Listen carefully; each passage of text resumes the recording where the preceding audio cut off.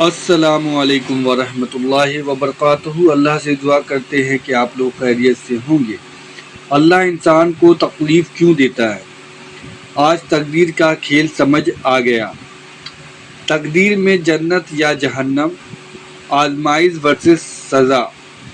Engineer محمد علی مرزا نے اس ساری چیزوں پر روشنی ڈالی ہے، اور انہوں نے قرآن کی کچھ آیات پڑھ کر اور جو یہ تکلیف اور خوشی کی بات ہوتی ہے انسان کے ساتھ، اس کے بارے میں پوری تفسیر بتائی ہے، اور اللہ بندے سے کیا چاہتا ہے، اور انہیں اگر تکلیف دیتا ہے یا خوشی دیتا ہے تو ان کا معاملہ کیا ہوتا ہے، وہ ساری چیزیں آپ کو اس ویڈیو میں پتہ چلے گی۔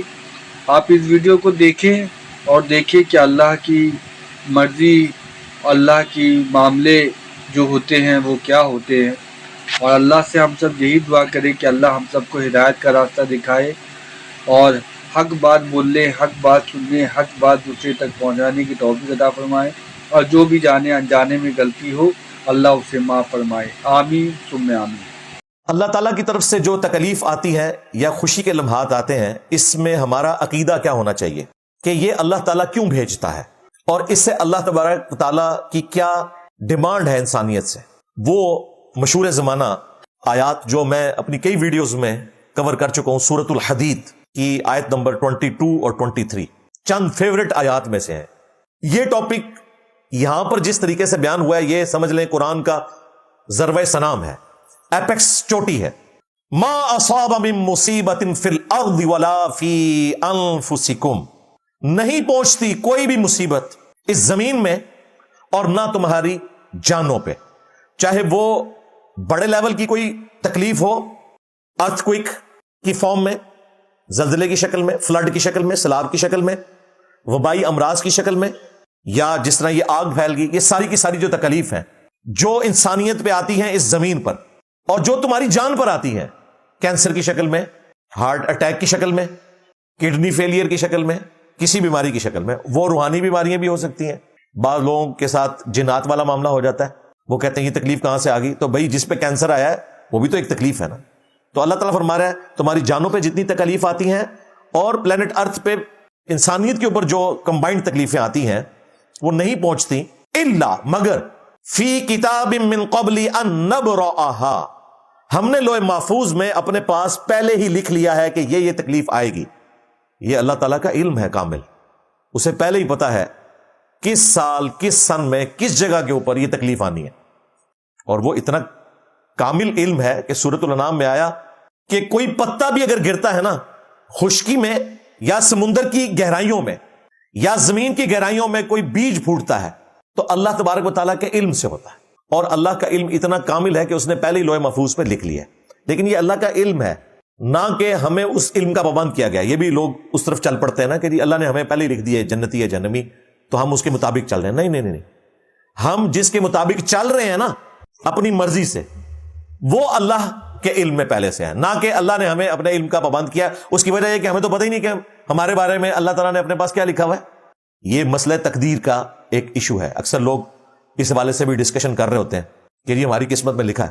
بخاری مسلم میں حدیث ہے، سیدنا علی اس حدیث کے راوی ہیں۔ ایک جنازے کے موقع پر ابھی میت کو دفنانے میں کچھ ٹائم تھا، قبر کھودی جا رہی تھی، تو نبی علیہ السلام وہاں زمین پر بیٹھے ہوئے تھے، اور آپ علیہ السلام نے صحابہ سے گفتگو کی اور فرمایا کہ تم میں سے جو جنتی ہیں ان کا جنتی ہونا اللہ تعالیٰ کے پاس لکھا ہوا ہے، اور جو جہنمی ہے ان کا جہنمی ہونا لکھا ہے۔ اس کے اوپر جو سوال بنتا تھا وہ 1400 سال پہلے صحابہ کرام نے حضور سے کر لیا کہ یا رسول اللہ پھر ہم اپنے لکھے پہ اکتفا نہ کر لیں۔ تو نبی علیہ السلام نے اس کا جواب بڑا انٹلیکچوئل ارشاد فرمایا۔ آپ نے یہ نہیں فرمایا کہ لکھے ہوئے کے اوپر اکتفا کرو، آپ نے فرمایا تم عمل کرتے جاؤ، جنتیوں کے لیے جنت والے اعمال آسان ہو جائیں گے، اور جہنمیوں کے لیے جہنم والے اعمال آسان ہو جائیں گے۔ کیا زبردست جواب ہے۔ اس لیے میں کہتا ہوں کہ اگر آپ نے چیک کرنا ہے کہ آپ جنتی ہیں یا نہیں ہیں تو یہی پتہ چل جائے گا۔ جنتیوں والے اعمال کر رہے ہیں تو یقیناً جنت کا سفر ہے۔ باقی وہ جو حدیثیں بخاری مسلم میں آتی ہیں نا کہ ایک بالشت کوئی رہ جاتا ہے، وہ بالکل ڈیفرنٹ ہے۔ تقدیر کا غلبہ وہ منافقین کے بارے میں۔ بیڈ لک آخرت میں ہو ہی نہیں سکتی۔ بیڈ لک کا تعلق دنیا کی زندگی سے ہے کہ آپ پوری محنت کریں، رزلٹ زیرو آ جائے۔ آخرت میں کوئی بیڈ لک نہیں ہونی۔ اسی لیے اللہ تعالیٰ نے قرآن پاک میں جگہ جگہ ارشاد فرمایا انک لا تخلف المیعاد، اللہ اپنے وعدے کی خلاف ورزی نہیں کرتا۔ آپ نے کبھی غور کیا یہ بات اللہ کو آخرت کے لیے کیوں کرنی پڑ رہی ہے؟ اس لیے کہ کسی انسان کو وسوسہ آ سکتا تھا کہ دنیا میں بھی محنت کی، کاروبار پھر بھی برباد ہو گیا، یہ نہ ہو دنیا میں بھی نمازیں پڑھتے رہے، عقیدہ توحید درست رکھا، ختم نبوت پہ ایمان رکھا، اور آخرت میں جا کے ہم جہنم میں چلے جائیں، پھر بیڈ لک ہو جائے۔ اللہ نے کہا آخرت کے لیے کوئی بیڈ لک نہیں، بیڈ لک کا تعلق اس دنیا کے ساتھ ہے، آخرت کے لیے ہے۔ لیس للانسان الا ما سعی، انسان کے لیے وہی ہے جس کی وہ کوشش کرے گا۔ یہ اسپیسیفکلی آخرت کے بارے میں آیت ہے۔ پھر نبی علیہ السلام نے اس موقع پہ آیت تلاوت کی فَأَمَّا مَنْ أَعْطَى وَاتَّقَى وَصَدَّقَ بِالْحُسْنَى فَسَنُيَسِّرُهُ لِلْيُسْرَى، جس نے اعطا کی روش اختیار کی، تقوی کی روش اختیار کی، لوگوں کو کھلانے کی روش اختیار کی، اور ہر سچی بات کی تصدیق کی، تو ان قریب ہم اس کے لیے آسان منزل کر دیں گے۔ اور پھر سائملٹینیس کنٹراسٹ وَأَمَّا مَنْ بَخِلَ وَاسْتَغْنَى وَكَذَّبَ بِالْحُسْنَى، جس نے بخل کیا اور اچھی بات کا انکار کیا تو اس کے لیے پھر مشکل منازل آئیں گی۔ یہ حضور نے وہ تلاوت کی جہاں آپ نے فرمایا کہ جنتیوں کے لیے جنت والے اعمال آسان ہو جائیں گے، جہنمیوں کے لیے جہنم والے اعمال آسان ہو جائیں گے۔ لہذا مسئلہ تقدیر اس حوالے سے بالکل ریزالو ہے، کسی کے دماغ میں بھی کوئی وہم نہ آئے کہ اللہ تبارک و تعالیٰ کوئی زبردستی انسانیت کو جہنم میں پھینکنا چاہتا ہے، بالکل اس طرح نہیں ہے۔ بدبختی بھی انسان خود کماتا ہے، خوش بختی بھی انسان خود کماتا ہے۔ بہرحال جو چیزیں تقدیر کے ساتھ جڑی ہیں وہ تکلیف ہیں، سرکمسٹانسز ہیں، اور ان کے بارے میں آپ سے پوچھا بھی نہیں جانا۔ کسی سے نہیں پوچھا جائے گا کہ تو پاکستان میں فلاں شہر کے فلاں محلے میں کیوں پیدا ہوا۔ اگر کہیں قرآن و حدیث میں یہ سوال ہے تو پھر ضرور ٹینشن لیں آپ۔ اور تیرا قد اتنا کیوں تھا، تیری آنکھوں کا رنگ یہ کیوں تھا، یہ ہے تقدیر سے تعلق رکھنے والی چیزیں۔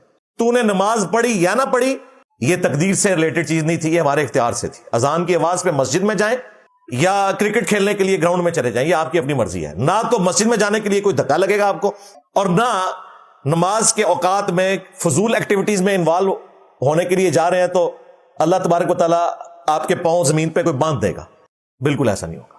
اور نہ یہ ہوگا کہ آپ مسجد میں جانا چاہیں اور شیطان جو ہے وہ دروازے پہ کھڑا ہو جائے کہ میں تمہیں آج مسجد ہی نہیں وڑن دینا، نہ، وہ صرف دعوت دیتا ہے، اختیار اس کا کوئی نہیں ہے، ورنہ تو اللہ تعالیٰ کی صفت عدل چیلنج ہو جائے گی۔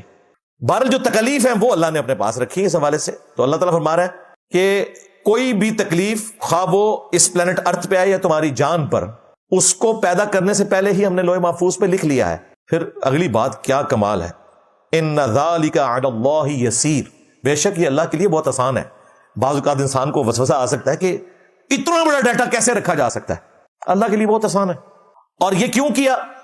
لِكَيْ لَا تَأْسَوْا عَلَى مَا فَاتَكُمْ، تاکہ تم کف افسوس نہ ملو، غم نہ کھاؤ اس بات پر جو تم سے جاتا رہا، وَلَا تَفْرَحُوا بِمَا آتَاكُمْ، اور نہ اس پہ شیخی بگاڑو جو تمہیں مل جائے۔ تمہارا کیا کمال ہے، تم تو کوشش کرتے ہو، کوشش میں کئی لوگ ہیں ناکام ہو جاتے ہیں، کام لوگ ہی کامیاب ہوتے ہیں۔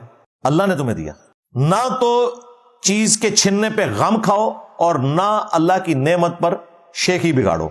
واللہ لا يحب کل مختال فخور، اور اللہ تعالیٰ پسند نہیں کرتا شیخی خوروں کو، متکبرین کو۔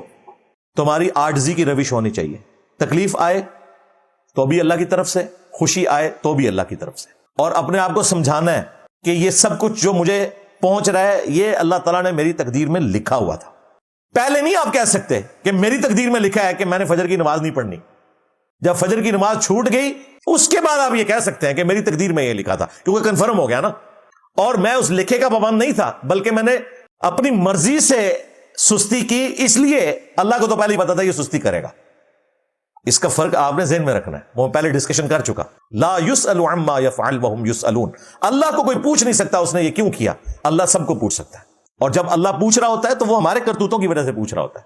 پھر بھی اگر کسی کو یقین نہ ہے تو میں نے بڑی آسان مثال رکھی ہے، اگر آج گورنمنٹ آف پاکستان اناؤنسمنٹ کرے کہ جو فجر کی نماز مسجد کی پہلی صف میں جماعت سے ادا کرے تو $1000 فی فجر ملیں گے، تو دنیا کے سارے شیاطین مل کے انسانوں میں جو سب سے بڑا شیطان ہے اس کی بھی فجر کی نماز نہیں چھڑوا سکتے۔ لو زامو، کیونکہ دنیا نقد ہے نا، آخرت ادھار ہے، لہذا یہ سارے بہانے ہیں۔ اپنی ایفرٹ ضرور پٹ کریں آپ، ہاں باقی کبھی کوئی بشری کمزوری کے تحت معاملہ ہو جائے اللہ کی طرف رجوع لائیں، اللہ تعالیٰ معاف کرنے والا ہے، وہ تو موت کے غرغرے سے پہلے پہلے توبہ قبول ہے، جامعہ ترمذی میں حدیث ہے، اور سورۃ الفرقان میں تو کیا بات ہے۔ اللہ تعالیٰ نے اس کائنات کے سب سے بڑے 3 گناہ گنوائے ہیں۔ نمبر 1 شرک، حقوق اللہ میں سب سے بڑا گناہ. نمبر 2 قتل نہ حق، حقوق العباد کے کانٹیکسٹ میں اس کائنات کا سب سے بڑا گناہ. اور نمبر 3 بدکاری. پھر اللہ نے ان 3 گناہوں کا ذکر کر کے فرمایا کہ اگر کوئی ان سے بھی توبہ کر لے نا دنیا کی زندگی کے اندر، ہم نہ صرف اسے معاف کر دیں گے بلکہ اس کے گناہوں کو نیکیوں سے بدل دیں گے. اللہ اکبر کبیرہ والحمد للہ کثیرہ وسبحان اللہ بکرۃ واصیلا. سبحان اللہ وبحمدہ عدد خلقہ ورضا نفسہ وزنۃ عرشہ ومداد کلماتہ. آمین. یہ اللہ کی رحمت ہے، وہ اپنی جگہ ہے. لا تقنطوا من رحمت اللہ. اللہ کی رحمت سے کبھی بھی نا امید نہیں ہونا. لیکن اللہ کی رحمت یہ نہیں ہے کہ باغی بن کے زندگی گزارے اور پھر کہیں جو اللہ کی مرضی. انشاءاللہ تعالی اللہ منو معاف کر ہی دے گا. ہاں جو کچھ بھی ہیں تیرے محبوب کی امت سے ہیں. ہمارے استاد ڈاکٹر صاحب فرمایا کرتے تھے چور ہیں، ٹھگ ہیں، فراڈی ہیں، جو کچھ بھی ہیں تیرے محبوب کی امت سے ہیں. اس کے بعد تو چپیڑی پڑھنی چاہیے کہ محبوب کا نام لے کر صلی اللہ علیہ وآلہ وسلم بلیک میلنگ کر رہے ہو. ویسے تو تم کہتے ہو تیرے ہوتے جنم لیا ہوتا تو پتہ نہیں میں کیا کرنا سی. میں کہنا رف الدین پھر بھی تو شروع نہیں سی کرنا. تیرے ہوتے جنم لیا ہوتا. آج جو لوگ قرآن و سنت دیکھ کر عمل نہیں کر رہے اس زمانے میں کہاں سے کرنا تھا؟ ہو سکتا ہے ابو جہل ہی ہوتا. تو ضروری نہیں ہے کہ ابو بکر، عمر، عثمان و علی ہوتا. وہ تو نصیب والوں کا حصہ تھا. اور مجھے کہنے میں کوئی عار نہیں ہے کہ جس طرح انبیاء اللہ تعالیٰ کے چنے ہوئے بندے ہیں نا، انبیاء اکرام کے اہل البیت اور ان کے جانثار اصحاب یہ بھی چنے ہوئے بندے ہیں. وہ ڈیزرو کرتے تھے کہ وہ نبیوں کے دور میں پیدا ہوتے. یہ بات کرنا آسان ہے کہ تیرے ہوتے جنم لیا ہوتا تو میں کبھی تیرے قدموں سے لپٹتا اور کبھی یہ کرتا اور کبھی وہ کرتا. یہ ساری جذباتی باتیں ہیں شعراء کی.